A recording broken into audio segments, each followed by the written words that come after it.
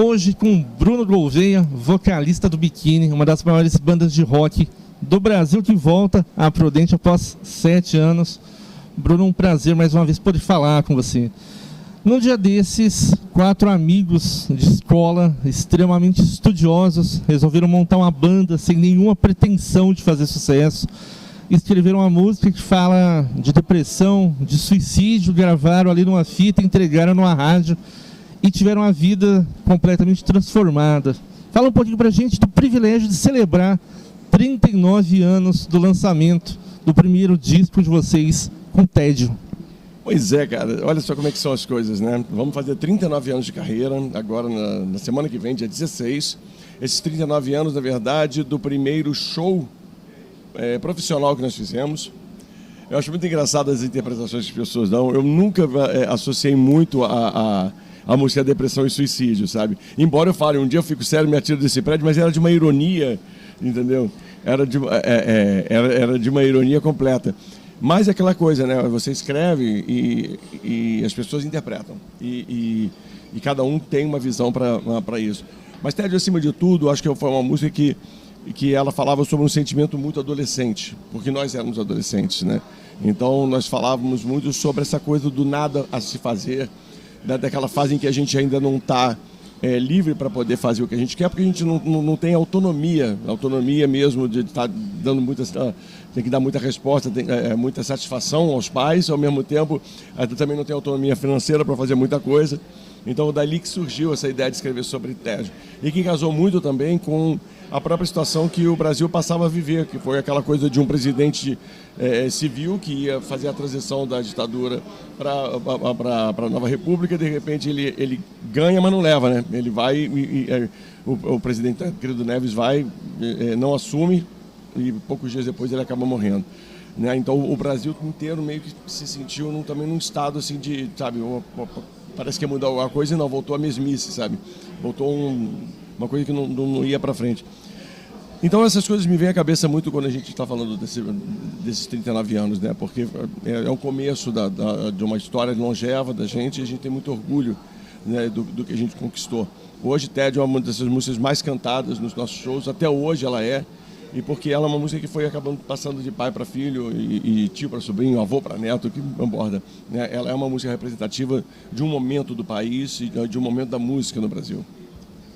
Bruno, 6 anos depois, em 1991, 7 a 8 anos depois ali, vocês já eram conhecidos no Brasil inteiro. Em 1991, vocês fizeram uma pergunta que até hoje não tem resposta, né? Quem foi que disse, né? Questionou ensinamentos, regras da sociedade, e até hoje o Zé Ninguém é um dos maiores clássicos do rock nacional. Na sua opinião, você é um dos caras mais cultos da música brasileira. Por que 33 anos depois do lançamento da música, o Brasil continua do mesmo jeito, e aqui embaixo as leis continuam sendo diferentes?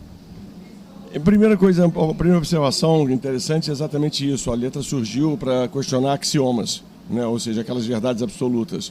Então a gente começou discutindo, a gente começou a fazer a letra em cima de verdades inquestionáveis, do tipo, Deus é brasileiro, ou homem não chora, entendeu? Dinheiro não traz felicidade. A gente foi brincando com essas coisas. Só que nós fomos compondo isso numa época em que o presidente Collor tinha acabado de confiscar as economias de todos os brasileiros. E quem viveu essa época sabe como foi uma loucura, né? Muita gente ficou assim, sem chão, né? Por causa da tomada de decisão feita na época. E para os artistas isso foi muito complicado, porque se as pessoas têm dinheiro, naturalmente, assim, elas dariam mais prioridade ao pão do que ao circo. Então os artistas todos não tinham como ganhar dinheiro mais, até que todo mundo se recuperasse financeiramente de alguma forma. E aí, nessa época, o guitarrista virou pra gente e falou assim: nossa, até parece que os dias estão passando mais lentos. Entendeu? E aí a gente deu uma guinada e entra numa questão mais de um questionamento político-social. E a música se tornou um grande sucesso já naquela época. Ela, inclusive, foi usada na passeata dos Caras Pintadas, né, todos na época contra o presidente, quando as manifestações começaram a acontecer. E o que eu posso dizer sobre isso é que a música não, a música ela continua viva porque ainda estamos para ver um país onde a gente não tem alguém, que a gente não tem realmente alguém que está falando, eu sou um Zé Ninguém. As pessoas ainda se sentem muito assim. A canção ela não é cantada, ela é desabafada, né? Eu acho que quando a gente canta ela no show, as pessoas não estão ali simplesmente cantando uma música, elas se identificam com aquele personagem e elas se sentem assim, e elas botam isso para fora. Então, veja, é uma música completamente desprovida de ideologia política, entendeu? Ela já foi usada em manifestações contra presidentes de direita, de esquerda, não importa. Ela foi, acima de tudo, uma canção do povo, que quando se sente, na situação que se sente, né, acuado, grita: eu sou do povo, eu sou Zé Ninguém. Aqui embaixo as leis são diferentes. A gente teve ali nos anos 80 todo o surgimento das principais bandas de rock do Brasil, né? Vocês, Legião, Titãs, Paralamas, com músicas que falam desse sentimento, né? Como é o tédio, como é Pais e Filhos, falam de protesto, como é o Zé Ninguém, como é Que País é Esse, né, do Legião, tantas outras. O que mudou tanto, né? As músicas dos anos 80 elas tinham muito mais profundidade, hoje as letras são muito passageiras, né? Então, hoje, quem era dos anos 80 está fazendo até sucesso até hoje. Às vezes surge um artista, depois de 6 meses, um ano, desaparece. Eu acho que, na verdade, mudou tanta coisa. Mudou a forma de se ouvir música, por exemplo, né? Hoje em dia, você vê um moleque, quando eu tenho um celular, que hoje em dia é a forma de se ouvir música, né? Ele ouve em qualquer lugar, ele não tá, ele deixou de ser o ato de ouvir música deixou de ser aquele momento em que você ia para o seu quarto e ou então você pegava e colocava no seu Discman ou no seu Walkman para ouvir sua fita cassete, para que você tenha aquele momento só seu. Hoje você faz isso de uma forma muito mais distribuída e você não precisa ter as músicas mais, né? Eu discuti isso já em 2004, assim, o futuro não vai ser a quantidade de discos que você tem, mas a capacidade que você tem de ouvir as músicas em qualquer lugar. E é isso que acontece, assim, as pessoas primeiro mudaram a forma de ouvir música, ponto. E isso criou também uma certa ansiedade, né? As pessoas hoje em dia elas ouvem a música, muitas vezes elas não terminam de ouvir a música. Eu sei disso porque a gente, quando recebe os relatórios, existe uma das questões assim do tipo, quanto tempo a pessoa fica ouvindo a sua música até ela pular. E é incrível como é que tipo, assim, elas normalmente ouvem 1 minuto e meio e de repente já estão pulando a música, né? Mas são formas diferentes de você lidar com essa situação. Quanto às letras, eu acho que, na verdade, durante muitos anos, nós tivemos... O país costumava ter um inimigo público comum, entendeu? E hoje você tem, na verdade, um país partido.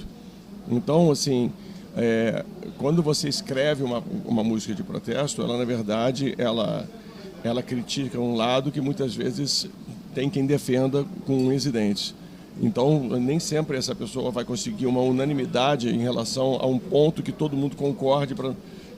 Isso falando de composição, né? Quando você vai fazer uma letra, você tem que pensar o quanto aquilo dali é capaz de realmente de agradar a quem está ouvindo, né? O que vai tocar as pessoas que precisam ouvir a música, né?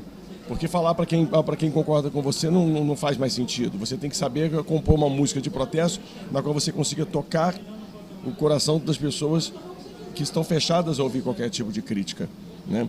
Então talvez um trabalho até muito mais refinado para fazer. E ao mesmo tempo, na velocidade em que você ouve as músicas hoje, as músicas viraram um meme, entende? Assim, elas como uma piada. Quando eu chamo de meme, é porque, assim, você, pela velocidade com que as músicas têm que ser, pelo tamanho delas, pela forma como você tem que chegar direto ao assunto, muitas vezes você vai falar do tipo, sabe, o meu garfo amarelo.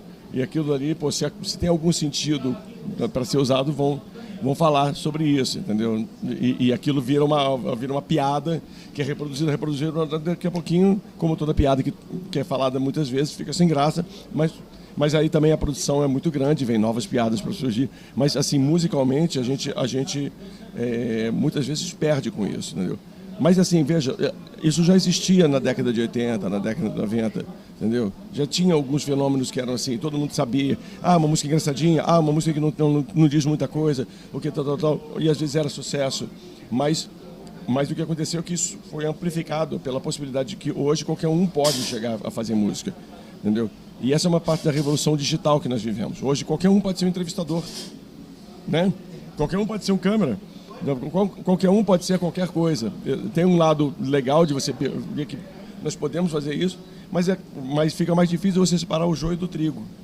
Entendeu? Isso só o tempo vai dar para as pessoas, né? Aqueles que foram dedicados, que vão fazer aquilo, vão de repente conseguir um resultado melhor. Outros vão ocupar espaços importantes, mas de repente por um tempo menor. É normal que isso aconteça. Bruno, para a gente concluir, deixa um abraço para o público de Prudente, da região que veio te ver nessa noite. O público você tem tanto carinho, né? Você geralmente se joga literalmente para o público. Poxa, olha, vai ser o nosso 6º show hoje. Né, estava me lembrando aqui, o primeiro foi em 1993, né, que nós tocamos, e de lá para cá, eu acho que essa aqui vai ser a nossa segunda apresentação no tênis. O Sesc de 2017, mas essa vai ser a segunda vez aqui no tênis, então estamos muito, muito contentes com tudo isso, e vamos fazer um show longo aqui, um show que atravessa justamente essas praticamente 4 décadas, né, com canções mais novas, grandes clássicos, muita coisa legal para mostrar. Nós estamos lançando até o final do ano um disco cheio de participações especiais.